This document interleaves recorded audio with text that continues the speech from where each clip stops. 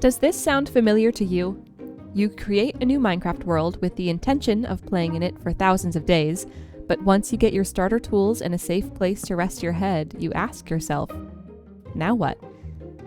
The appeal of Minecraft is that it is an open sandbox game where you can explore, build, and survive. But have you ever felt as though it is too open-ended? You are not alone.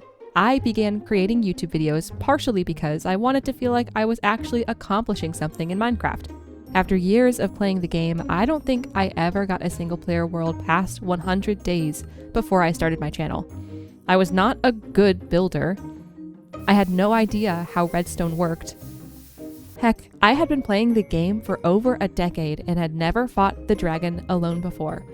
But I kept coming back to this wonderful game because I loved those core ideas that make Minecraft what it is.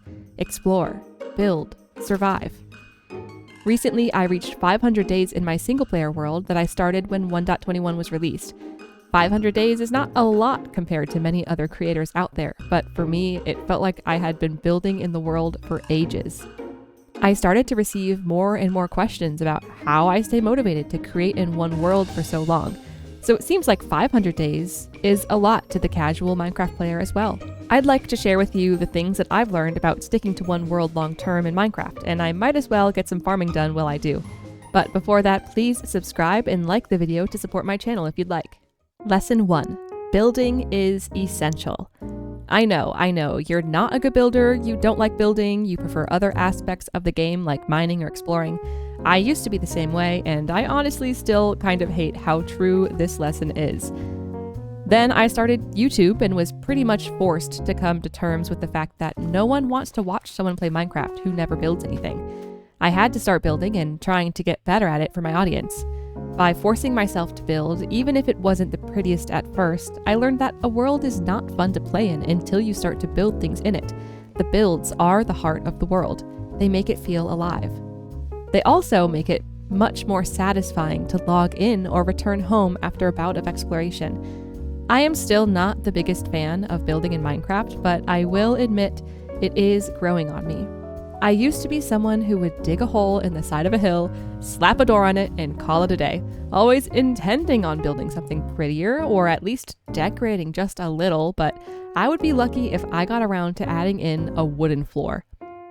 It wasn't until I started actually building in my world that I wanted to keep building my world. The builds became the thing I returned to the world for. Now, to address those of you who say you aren't a good builder, I am not a build-centric channel, so I won't be focusing on how to get better at building in any specific way.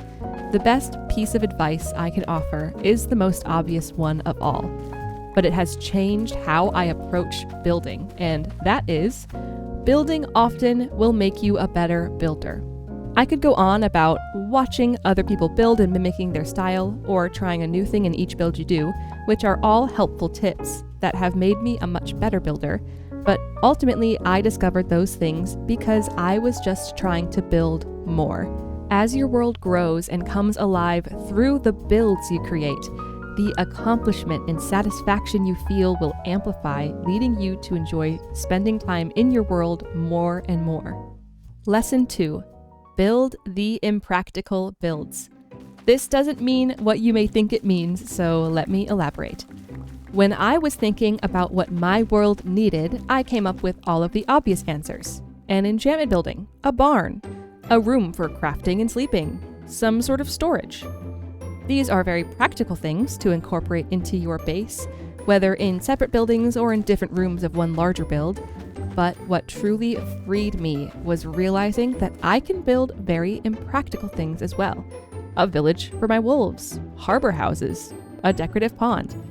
These brought life to my world, even though I don't do any productive tasks at those locations.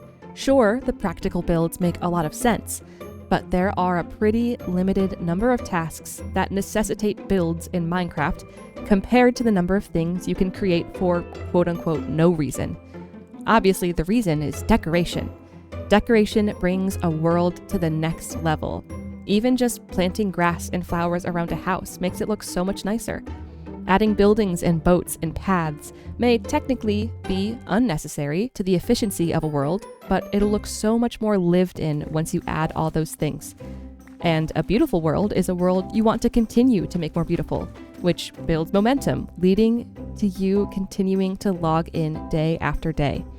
I would even suggest that you start your decorative builds as soon as you have basic materials and a safe place to sleep at night. What we are aiming for here is to build excitement around your world, as well as that momentum I mentioned in building. Building as much as you can, as early as you can in your world, will fuel you to continue to create in your world, with each new build adding to that motivation we are cultivating. And opening the door to Impractical builds will give you a very large pool of inspiration to work from. Lesson 3. Tell a story. Now, this isn't necessary if you end up thriving with the first 2 lessons, but if that isn't quite enough for you, try adding in elements of a story into your world.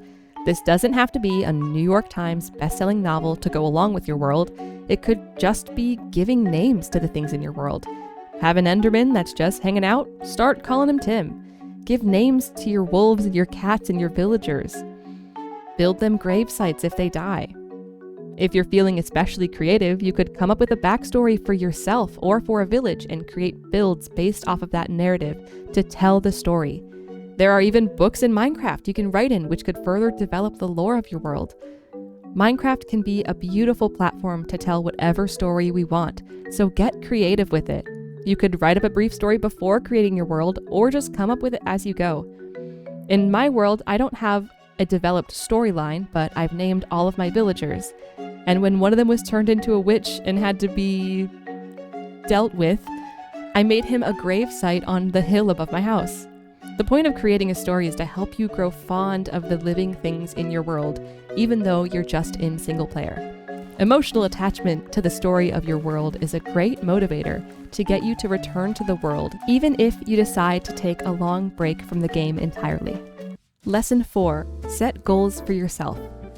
This lesson is fairly self-explanatory, but I will explain anyways. Setting goals is very important for continuing a Minecraft world for a long period of time. They not only give you something to look forward to, but they also keep you from the dreaded question of, what do I do now? Most people also find a lot of satisfaction in checking items off a checklist. I know I do. The more items you accomplish, the more motivation you will have to complete further tasks on your goal list.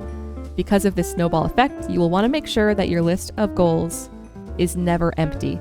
This means re-evaluating and coming up with more ideas often. Have regular brainstorm sessions where you come up with more things to get done in your world. I keep a Minecraft book in-game dedicated to be my running to-do list. It's mainly a tool I use when I stream to make sure I stay on track and keep my audience up to date on what I'm planning to get done, but it can be a great tool for single-player users to document what they want to get done and keep track of what they've already accomplished. Goals provide you with an image of what your world will become if you put in the work. This is a powerful motivator to continue to grow the same world over a long period of time. Lesson 5. Start fresh if needed. Wait. Before you go and create a new world, try starting fresh in the same world. This is only satisfying to do if you've spent a fair amount of time building and developing a base already, just to warn you. But if you find yourself growing a little bored with your surroundings, try leaving it all behind. Put everything in a chest except for maybe some food or some stone tools and just start walking. Now you could pack a shulker or 2 with items that you want to take with you if you aren't wanting to start over entirely, but I am a fan of the pretty much starting over method. Just going to a new area, a new biome, could allow you to get the feeling of starting fresh without actually leaving your world behind. And just think of how cool it would be to have several bases scattered around this massive world, all in their own biome and build style. Starting fresh in a new location could also be a great way to utilize all of the build experience you got, creating your first base to build something better. Or you could try a totally new build style and be really bad at it for a while, but learn something new along the way. If you start to get the urge to create a new world, maybe give this a try first. Remember, there is no wrong way to play Minecraft. If you find the most joy in the first 10 days of the game, make all the new worlds you want. I've just found that a lot of people are stuck in the world creation cycle when they really do want to see one world grow and become something they're proud of. I hope these lessons help you enjoy the game of Minecraft a little more. If you enjoyed the video, it would mean a lot if you would like and subscribe. I make Minecraft Let's Play content and stream frequently, so be sure to check that out if it interests you as well. Thanks for watching and have a great rest of your day. Bye!